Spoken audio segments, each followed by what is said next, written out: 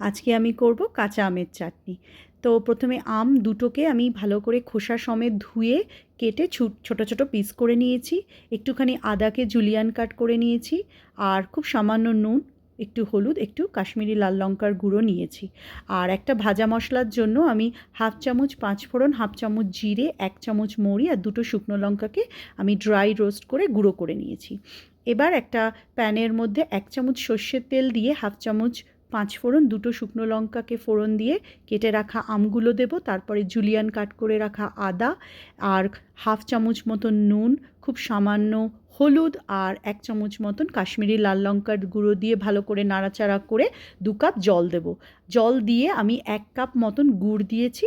চিনি দিয়েও করা যায়, গুড় দিয়ে করলে রঙটা খুব ভালো আসে। তো এইভাবে ঢাকা দিয়ে রান্না করব যতক্ষণ না আমগুলো সফট হচ্ছে। তবে খেয়াল রাখতে হবে আমগুলো যেন একদম গলে পেস্ট না হয়ে যায়। হয়ে গেলে উপর থেকে ভাজা মশলাটা ছড়িয়ে দেবে, দিয়ে ঢাকা দিয়ে রেখে দেবে যতটা ঝোল রাখতে চাইছো। তবে এটা জমে গেলে কিন্তু ঝোলটা আবার একটু ড্রাই হয়ে যাবে, তো সেই বুঝে রাখতে হবে।